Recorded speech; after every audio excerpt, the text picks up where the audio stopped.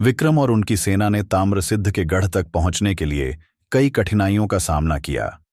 उन्होंने जादुई राक्षसों और भ्रम को हराया और अब ताम्रसिद्ध के सिंहासन कक्ष में प्रवेश कर चुके हैं। यहां विक्रम और ताम्रसिद्ध के बीच निर्णायक युद्ध की शुरुआत होती है। ताम्रसिद्ध ने अपना जादू शुरू किया, जिससे सिंहासन कक्ष में चारों ओर अंधकार छा गया। उसकी आवाज गूंजती है, ताम्रसिद्ध, विक्रम, तुमने यहां तक पहुंचने की हिम्मत तो दिखाई, लेकिन अब यह अंधकार तुम्हारा अंत होगा। ताम्रसिद्ध ने विक्रम पर एक शक्तिशाली आग का जादू फेंका, लेकिन विक्रम ने अपनी तलवार से उसे काट दिया। बेताल ने चेतावनी दी, बेताल, राजन, ताम्रसिद्ध के पास मणि की शक्ति को चुराने की योजना है। सतर्क रहो और मणि को सुरक्षित रखो। ताम्रसिद्ध ने एक जादुई जीव को बुलाया, जिसने मणि को छीनने की कोशिश की। विक्रम ने जीव को रोकने के लिए तलवार से वार किया, लेकिन हर बार जीव पुनर्जीवित हो जाता। बेताल, इस जीव को केवल मणि का प्रकाश ही खत्म कर सकता है। विक्रम ने मणि का उपयोग किया और उसे अपने हाथ में उठाकर जीव की ओर प्रकाश फेंका। जीव जलकर राख हो गया, लेकिन मणि का उपयोग करने से विक्रम की शक्ति फिर से कम होने लगी। ताम्रसिद्ध ने अपनी असली शक्ति का प्रदर्शन किया। उसने अपने चारों ओर आग, बिजली और बर्फ के तूफान पैदा किए। ताम्रसिद्ध, विक्रम, तुम यह लड़ाई नहीं जीत सकते। मणि मेरी है और मैं इसका असली मालिक हूं। विक्रम ने अपनी तलवार और ढाल से ताम्रसिद्ध के हर हमले को रोका, लेकिन ताम्रसिद्ध का जादू हर बार अधिक शक्तिशाली हो रहा था। ताम्रसिद्ध ने विक्रम की सेना पर हमला किया और उन्हें घायल कर दिया। विक्रम ने देखा कि अब उसे कोई बड़ा कदम उठाना होगा। विक्रम, अगर मुझे अपने राज्य और प्रजा की रक्षा के लिए खुद को कुर्बान करना पड़े तो मैं पीछे नहीं हटूंगा।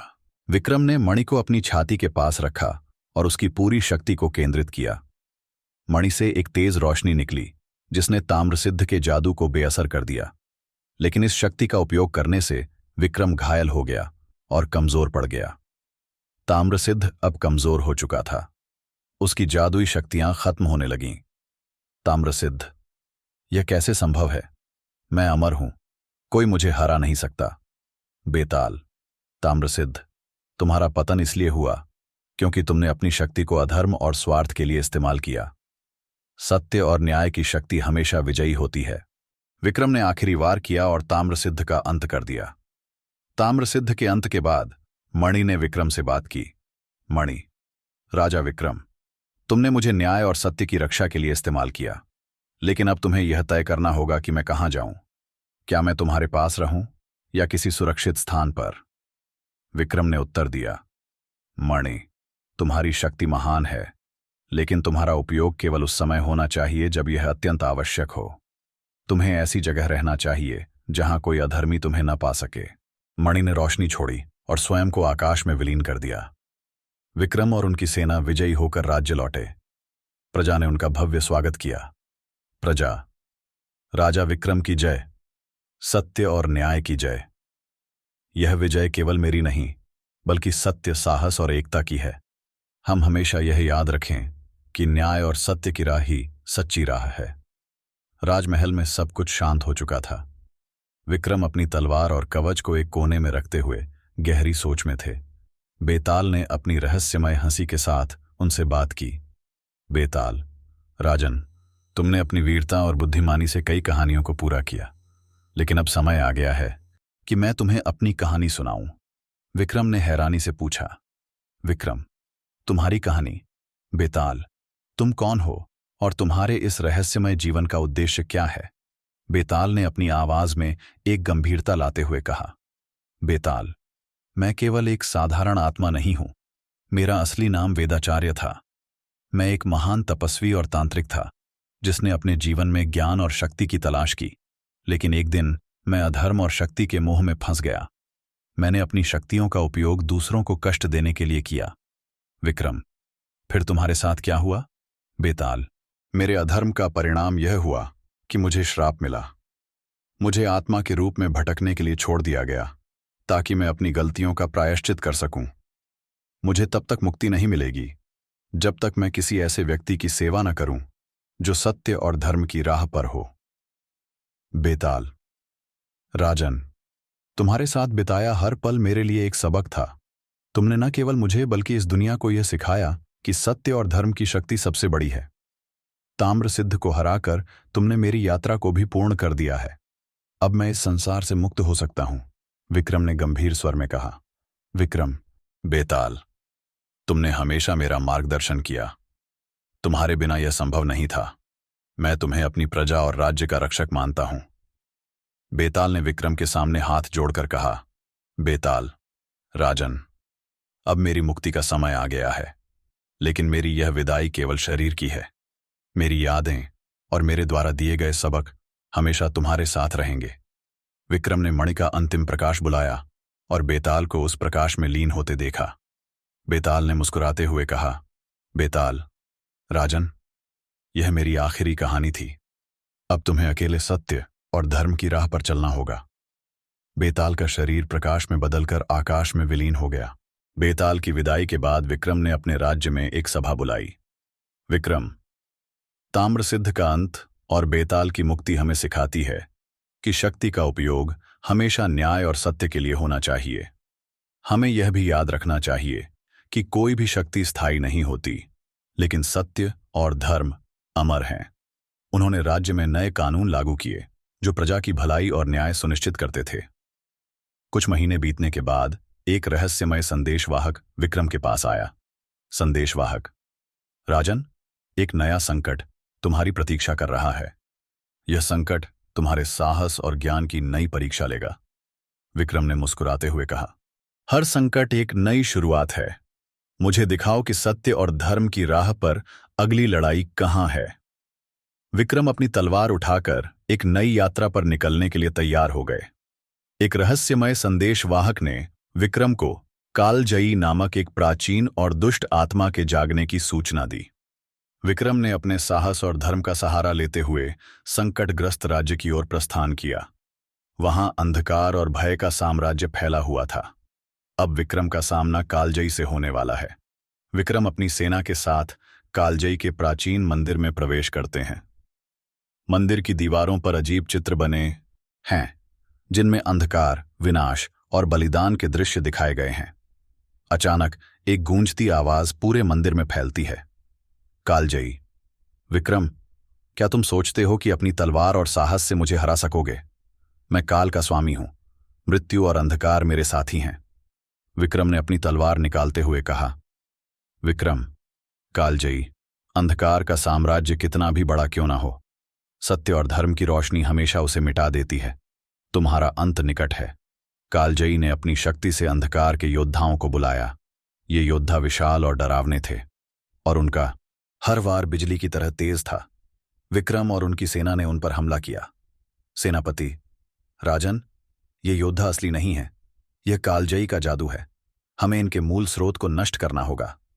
विक्रम ने अपनी तलवार से अंधकार के एक योद्धा को काटते हुए कहा, विक्रम, मूल स्रोत कालजयी का जादुई अम्यूलेट, ताबीज है। हमें उसे खोजकर नष्ट करना होगा। युद्ध के दौरान कालजयी ने विक्रम के सामने एक भ्रम रच दिया। उसने विक्रम को उनके परिवार और राज्य को नष्ट होते हुए दिखाया। कालजयी, विक्रम, तुम कितने भी वीर क्यों ना हो, तुम्हारी कमजोरियां तुम्हें हरा देंगी। तुम्हारे राज्य और प्रजा को मैं खत्म कर दूंगा। विक्रम ने गुस्से से कहा, विक्रम, यह सिर्फ भ्रम है कालजयी। मेरी ताकत मेरी सच्चाई और धर्म में है। तुम्हारा हर जादू नष्ट होगा। उन्होंने अपनी तलवार से उस भ्रम को तोड़ दिया और कालजयी के सामने खड़े हो गए। बेताल की दी हुई शिक्षा विक्रम के काम आई।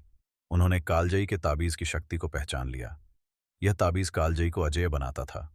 विक्रम, कालजयी, तुम्हारी ताकत का स्रोत यह ताबीज है। इसे नष्ट करते ही तुम्हारा अंत निश्चित है। कालजयी ने जोर से हंसते हुए कहा, कालजयी, ताबीज को छूने की कोशिश भी मत करना विक्रम, यह तुम्हें खत्म कर देगा। विक्रम ने अपनी तलवार और अपनी मणि का उपयोग करते हुए ताबीज तक पहुंचने की कोशिश की। कालजयी ने उन्हें रोकने के लिए अपनी पूरी शक्ति का इस्तेमाल किया, लेकिन विक्रम ने अपनी वीरता से ताबीज तक पहुंचकर उसे तोड़ दिया। ताबीज के टूटते ही कालजयी चिल्लाया और उसकी शक्ति खत्म होने लगी। कालजयी, नहीं, यह संभव नहीं है। तुमने मुझे हराकर एक बड़ी गलती की है विक्रम। यह अंधकार फिर लौटेगा। कालजयी का शरीर राख में बदल गया और अंधकार मिटने लगा। जब कालजयी का अंत हुआ तो अंधकार छूट गया। सूखी नदियां फिर से बहने लगीं और पेड़ हरे हो गए। प्रजा ने राहत की सांस ली। प्रजा। राजा विक्रम की जय। उन्होंने फिर से सत्य और धर्म की विजय सुनिश्चित की। विक्रम ने प्रजा को संबोधित करते हुए कहा, विक्रम, यह जीत केवल मेरी नहीं बल्कि सत्य और धर्म की है। हमें हमेशा याद रखना चाहिए कि अंधकार कितना भी गहरा क्यों न हो, रोशनी उसे मिटा ही देती है। महल में लौटने के बाद विक्रम गहरी सोच में पड़ गए। उन्होंने महसूस किया कि हर बार उन्हें न केवल बाहरी शत्रुओं से लड़ना पड़ता है बल्कि अपने भीतर की कमजोरियों से भी। विक्रम, यह संसार हमेशा चुनौतियों से भरा रहेगा, लेकिन जब तक सत्य और धर्म की राह पर चलने वाले लोग हैं तब तक हर संकट का अंत होगा। विक्रम ने कालजयी के अंधकार का अंत कर राज्य और प्रजा को बचाया। लेकिन हर चुनौती विक्रम के जीवन में एक नया सबक और एक नई परीक्षा लेकर आती है। अब एक नया संकट उनकी प्रतीक्षा कर रहा है, जिसमें दुश्मन दिखाई नहीं देता, लेकिन उसका प्रकोप घातक है। कालजयी के अंत के कुछ महीने बाद विक्रम के राज्य में सब कुछ सामान्य लग रहा था, लेकिन एक दिन अचानक प्रजा के बीच अजीब घटनाएं होने लगीं। लोग बिना किसी कारण बीमार हो रहे थे और अजीब सी आवाजें सुनाई देने लगीं। महल में एक सैनिक विक्रम के पास पहुंचा। सैनिक, राजन, पूरे राज्य में अजीब घटनाएं हो रही हैं। लोग कहते हैं कि यह किसी अदृश्य शक्ति का प्रकोप है। विक्रम ने गहरी सोच में कहा, विक्रम, अदृश्य शक्ति? यह किसी बड़े षड्यंत्र का संकेत हो सकता है। हमें इसका मूल कारण खोजना होगा। विक्रम ने राज्य के विद्वानों और ऋषियों को बुलाया। उन्होंने बताया कि राज्य के दक्षिणी हिस्से में एक गुफा है जिसे अदृश्य का द्वार कहा जाता है। ऋषि, राजन, इस गुफा के अंदर एक प्राचीन शक्ति बंद है। यह शक्ति किसी अदृश्य योद्धा को बुला सकती है। यदि यह शक्ति जाग गई है तो यह पूरे राज्य को तबाह कर सकती है। विक्रम ने तुरंत गुफा की ओर प्रस्थान करने का निर्णय। गुफा के अंदर प्रवेश करते ही विक्रम ने महसूस किया कि वातावरण बदल रहा है। हवा भारी हो गई और एक अजीब सी फुसफुसाहट सुनाई देने लगी। अचानक एक आवाज गूंजी, अदृश्य योद्धा। विक्रम, तुमने बहुत बार अंधकार को हराया है, लेकिन इस बार तुम्हारा सामना मुझसे होगा। मैं अदृश्य हूं और मुझे कोई देख नहीं सकता। विक्रम ने अपनी तलवार निकालते हुए कहा, विक्रम, अदृश्य होने का मतलब यह नहीं कि तुम अजेय हो। हर समस्या का हल है और तुम्हारा भी होगा। अदृश्य योद्धा ने विक्रम पर हमला किया। उसकी तलवार हवा में से आती थी और विक्रम को हर दिशा से बचाव करना पड़ रहा था। विक्रम स्वयं से, मुझे उसकी चाल को समझना होगा। वह कहां से वार कर रहा है यह देखना नामुमकिन है, लेकिन हर अदृश्य चीज का कोई संकेत होता है।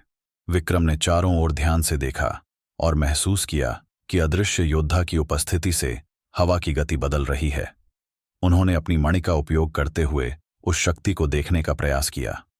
मणि की रोशनी में विक्रम ने देखा कि अदृश्य योद्धा वास्तव में एक श्रापित आत्मा है जो किसी तांत्रिक के आदेश पर काम कर रही है। विक्रम, तुम एक श्रापित आत्मा हो। किसने तुम्हें आदेश दिया है? अदृश्य योद्धा चुप रहा, लेकिन उसकी चाल धीमी पड़ने लगी। विक्रम ने उसे परास्त करने के लिए मणि और अपनी तलवार को मिलाकर एक शक्तिशाली प्रहार किया। अदृश्य योद्धा के नष्ट होते ही एक और रहस्य खुला। गुफा की दीवारों पर एक तांत्रिक की छवि उभर आई। यह तांत्रिक वही था जिसने कालजयी को जगाने की कोशिश की थी। तांत्रिक, गूंजती आवाज। विक्रम, तुमने मेरे योद्धा को हरा दिया, लेकिन यह सिर्फ शुरुआत है। मैं तुम्हारे राज्य और तुम्हारे धर्म को नष्ट करने के लिए हर संभव प्रयास करूंगा। तैयार रहो, क्योंकि अगली बार तुम मेरे सबसे घातक खेल का सामना करोगे। विक्रम ने गुफा से वापस लौटकर प्रजा को शांत किया। उन्होंने प्रजा को आश्वासन दिया कि यह संकट अब खत्म हो गया है, लेकिन उन्होंने महसूस किया कि तांत्रिक का अगला कदम और खतरनाक होगा। विक्रम, हर बार अंधकार को हराने के लिए हमें अधिक साहस और अधिक ज्ञान की आवश्यकता होगी। मुझे उस तांत्रिक को हर हाल में रोकना होगा। महल में विक्रम ने बेताल के साथ बिताए समय को याद किया। उन्होंने महसूस किया कि बेताल की कहानियों में छिपे सबक आज भी उनके काम आ रहे हैं। विक्रम स्वयं से, यह यात्रा केवल शत्रुओं से लड़ने की नहीं, बल्कि अपने भीतर के डर और कमजोरियों से लड़ने की भी है। जब तक मैं धर्म और सत्य की राह पर हूं, कोई भी अंधकार मुझे रोक नहीं सकता।